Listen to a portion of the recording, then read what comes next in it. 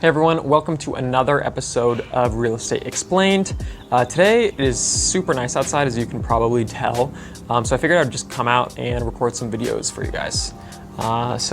In this episode I wanted to talk about pre-approval and just to contrast it with pre-qualification, and then talk a little bit about why getting pre-approved is so important and why it should be your first step in becoming a homeowner.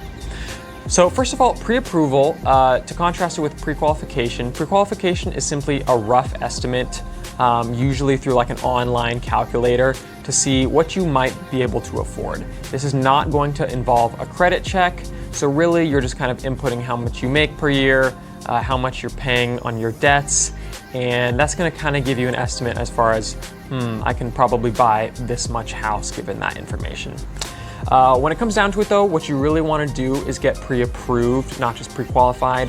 That's going to entail talking to a licensed lender, and they are going to run your credit as well as look at your job history, your job security, look at things like your debt to income ratio, everything that's really important and goes into what you can qualify for as far as a mortgage.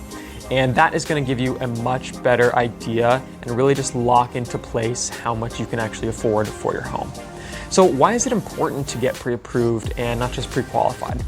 Well, when you're looking to buy a house, and especially in this market, sellers are going to want to see that you're actually pre-approved. And that means that, let's say you get to the closing table and the financing doesn't come in because you weren't pre-approved, you're only pre-qualified, and it turns out, oh, your credit score is actually really, really bad, and nobody knew that going into it, that the seller's out of luck and they're not going to be able to make the sale that they wanted to make. So when the sellers are looking at your offer, they're going to want to see that you're pre-approved, which means your financing is going to be in a really good place for you to actually get the money in order to buy the home. So that's why pre-approval is so important. Now, one last piece of it is that you want to get pre-approved pretty much before you do anything else. And that's because you want to know what your legitimate price range is when you're looking in the market. If you go looking in the market first for homes, and then you find out what you've been looking at is actually $50,000 more expensive than what you can actually afford, it's going to be really, really discouraging to bring your price range down, look at those houses and say, man, these houses really aren't what I'm looking for, because you're used to seeing houses that were worth $50,000 more. So that's why I really recommend you find a lender that you like, get pre-approved first. And if you don't have a lender, your realtor will have one that they like to work with. If you'd like to find a lender yourself, feel free to reach out to me. I'd love to introduce you to mine.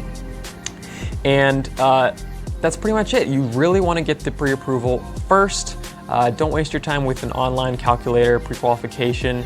That can give you a rough idea about where you're at, but really what counts is the pre-approval letter that you're going to be sending in with your offer to buy a house. So that's pre-approval. I hope that covers any questions you guys might have on it. If you have any more questions about the pre-approval process or how to get started, feel free to send me a DM or shoot me a text or give me a call. You'll have my number at the end of this video. Anyways, that's Real Estate Explained on pre-approvals. I hope you guys enjoyed it, and I will see you guys in the next one.